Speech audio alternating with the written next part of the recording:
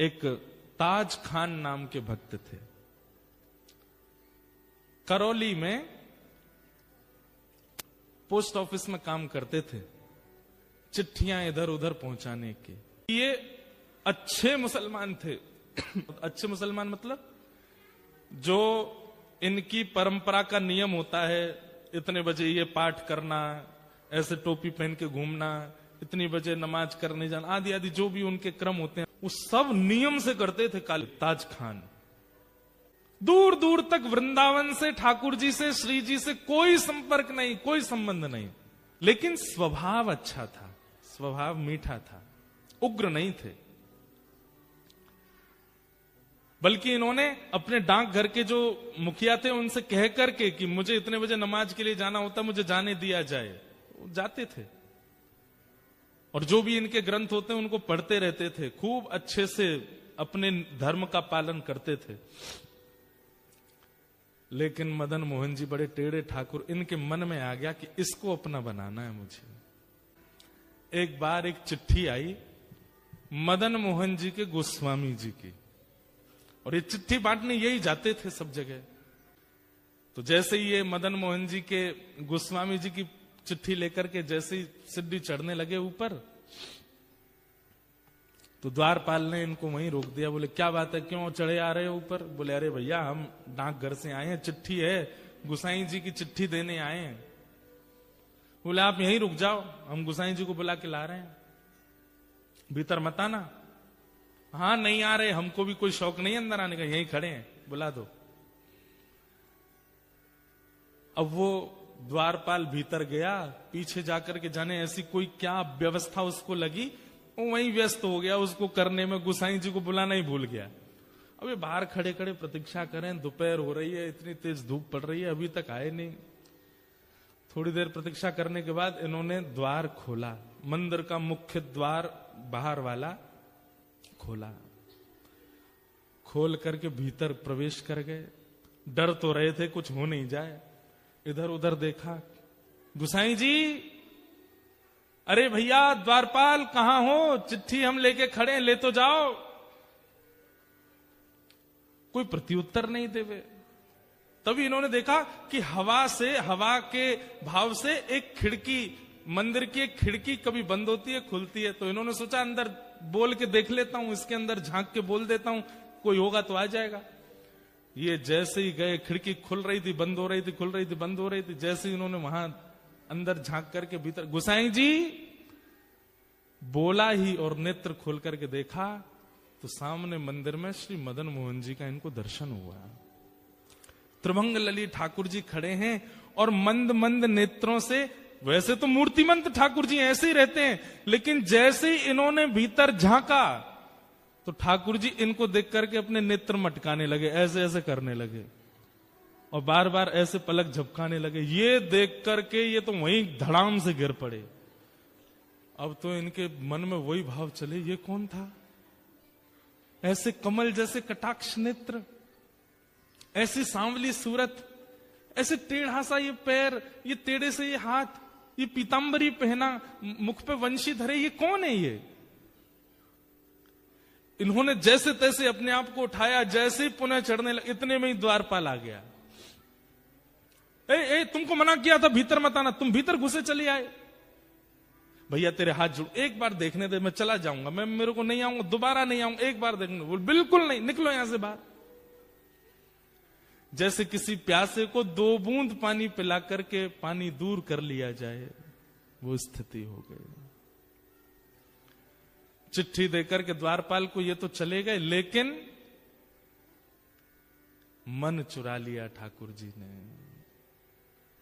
मेरो मन गिरधर छवि पे अटक्यो। काले खां चले गए, लेकिन अब चल रहे हैं तो भी नेत्र बंद करते हैं तो वही स्वरूप दिखाई दे रहा है। वो नेत्र अपने ऐसे ऐसे मटका रहे थे, वो अनुभव आ रहा है। एक जगह बैठे रह जाते हैं, सोचते रहते हैं ये कौन था, ये ग्वारिया बालक कौन था, ये सांवरा सलोना कौन था। आज तक कभी अपने नमाज के समय में, अपनी दिनचर्या में कभी बदल फेर नहीं हुआ, लेकिन अब करने कुछ और जाते हैं, करने कुछ और लग जाते हैं। स्थिति आपे से बाहर चली गई। अब तो ये मदन मोहन जी के मंदिर की जो सीढ़ियां थी, वहां से जब निकलते तो नीचे से देखते रहते, कब बुलाएंगे मुझे, कब स्वीकार करेंगे मुझे, कब दर्शन देंगे मुझे। बहुत दिन तक प्रयास किया कि ये मुझे कैसे भी ऊपर बुला लें, एक बार अपनी रूप छटा दिखा दें, लेकिन ठाकुर जी तो उनका स्वभाव है तड़पाना। जब नहीं दर्शन हुए तो एक दिन काले खां ने कसम खा ली, बोले ठाकुर जी या तो मुझे दिख जाओ, या तो मुझे मिल जाओ, नहीं तो मैं अनशन व्रत पर बैठ रहा हूं, मृत्यु पर्यंत प्राण त्याग दूंगा। ऐसी स्थिति हो गई। धीरे धीरे अपना काम छोड़ दिया, परिवार वालों से दूर रहने लगे, अपने नियम क्रम सब से बिल्कुल ना इधर के रहे ना इधर के, बीच में आ गए बिल्कुल। स्थिति अवर्णनीय हो गई। एक दिन, 2 दिन, 3 दिन व्यतीत हो गए भोजन किए बिना। 3 दिन बाद श्री मदन मोहन लाल जी को बड़ी दया आ गई। बोले कि भूखा प्यासा बैठा है। अब ये भी तो बात है कि जैसे हम लोगों को तो पता है कि ठाकुर जी को मनाना है तो हम कथा में चले जाएं, ठाकुर जी को मनाना है तो संतों को भोजन करा दो, ठाकुर जी को मनाना है तो परिक्रमा करे आओ, ठाकुर जी को मनाना है तो यज्ञ कर लो। अब काले खां को तो कुछ पता भी नहीं है, वो तो जाति धर्म से भी अलग है, उसको पता ही नहीं है क्या करना पड़ता है ठाकुर जी को रिझाने मनाने के लिए। उसके पास यही तरीका था, ठाकुर जी के आगे कसम खाली, बोले मैं प्राण त्याग दूंगा, मुझे मिलो नहीं तो। 3 दिन जब बीत गए बिना कुछ खाए पिए, तो रात में जब मंदिर बंद हुआ, मंदिर बंद होते सब गुसाई आदि सब चले गए, सुश्री मदन मोहन लाल जी अपने गहने जेवर आदि सब उतार करके एक सामान्य से ग्वारिया का रूप धारण किया। एक धोती पहनी, बगलबंदी पहनी, सिर पर एक स्वाफा बांधा, बिल्कुल ऐसे हो गए साधारण से। और जो भोजन की थाली श्री मदन मोहन जी की रात में रखी जाती थी, बंटा भोग बोलते हैं उसको, श्री मदन मोहन लाल जी का जो रखा था, ठाकुर जी ने उसको उठाया खुद और निकल पड़े काले खां के पास। यहां पर मरणासन अवस्था में काले खां बैठा है, गला सूख गया है, आंखें मरने को हो रही हैं। और उस समय पर द्वार पर दस्तक होती है, खटखटाने की आवाज आती है।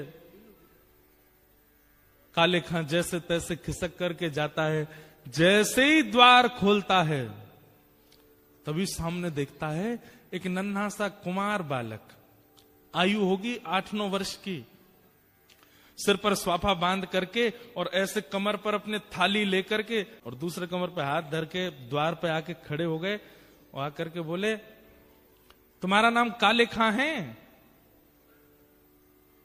काले खां बोले हाँ भैया मेरा नाम काले खां, पर तुम कौन हो? और ये इतने सुंदर हो, इतने प्यारे हो, तुम्हारी मैया नहीं है, तुम्हारे पिताजी नहीं है जो आधी रात में तुमको अकेला छोड़ दिया? अरे हम देखने में छोटे लगते हैं, वास्तव में तो श्री मदन मोहन जी मंदिर के हम टहलुआ हैं, रात भर चौकीदारी करते हैं। डोल डोल टहलुआ कहते हैं जो टहल टहल करके रखवाली करे। कई लोग होते हैं ना, उम्र तो बड़ी होती है दिखने में, वही है हमारा भी, उम्र तो हमारी बहुत है। कितनी उम्र होगी? बोले गिन नहीं पाओगे, 2-3 हजार साल के तो हैं हम। तो काले खां बोला मजाक कर रहा है भाई, छोटा बालक है, बड़ी बड़ी बात कर रहा है। अच्छा भैया मदन मोहन जी मंदिर से आए? बोले हाँ।